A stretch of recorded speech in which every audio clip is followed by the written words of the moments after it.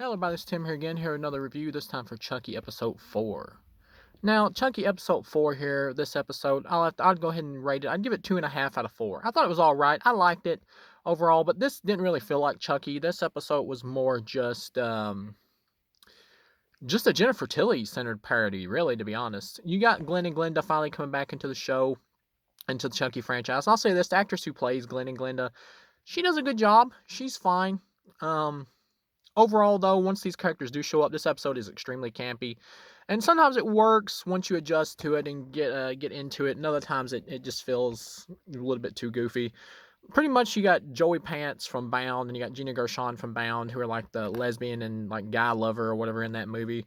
And this whole episode is pretty much like a homage to the movie Bound and a parody of the movie Bound, and like Don Mancini's love letter to Jennifer Tilly. That's pretty much what the whole thing is. Chucky's not even barely in the episode except for like the beginning and the ending, where he's like hosting the show or whatever, and it does feel inserted, like him in there just by the network, just deliberately, so they can have Chucky in it in some place for the viewer. And they even make a joke about that at the end of the episode when he's like, the network.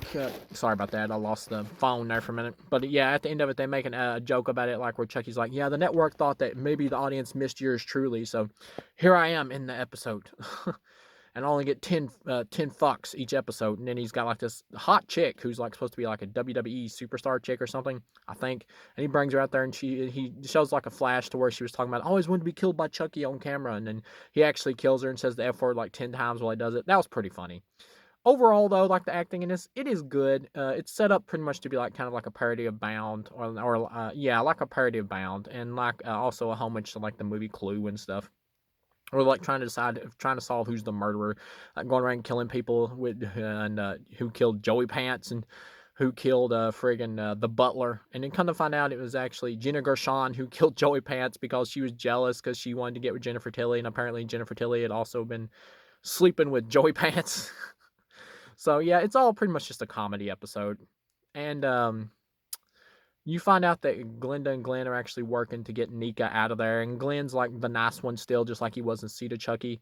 But Glenda's a little bit more vicious. But at the same time, though, Glenda is not murderous in this. Like it was implied that at the end of Seed of Chucky that she was kind of going to be the one to grow up to maybe be more like Chucky, to be more of the murderous one, because it was talking about how she gave like a kid a black nose and everything. So they were leaning much more towards making her like the more vicious character and all that. But here they mostly ignore that. She's pretty nice to the whole thing, and even though she is like trying to break out Nika or whatever because she realizes her father is inside of her body and that she just wants to get in touch with her father, who they say like ran off or whatever, which that kind of doesn't make sense either, because the character was, they were one soul inside of a body of Glenn in Seed of Chucky, and at the end they do split. But Glenn, as a child, is still looking at a photo, and he knows who his dad is. So wouldn't he know if like Jennifer Tilly is lying about him like disappearing or whatever? Because Glenn chopped him up, and he seems to still remember that when he gets his own body at the end of Seed of Chucky. So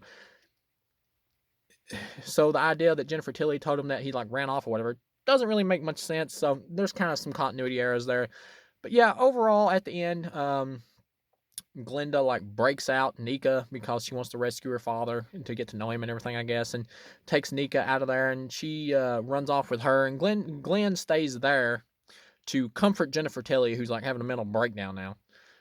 And so like you see the return of Kyle, which was obviously coming, who rescues Nika, and Glenda goes off with them, and I guess they're gonna go off and they're gonna try to like expel Chucky from her body or whatever, and she'll probably end up getting some kind of like prosthetic body parts or something, I assume. Um, but yeah, overall, I'm glad like the Nika thing is friggin' over now, and she's like off with Kyle and them, and she can team up with Andy or whatever when they eventually get back around to him. I'm glad that that's done. This whole Jennifer Tilly plot, and Jennifer Tilly, she does a good job here, but once again, it's very jokey. It's very silly of an episode. It doesn't really feel like Chucky. This episode doesn't. It just feels like a Jennifer Tilly love letter parody show. Is really what it feels like.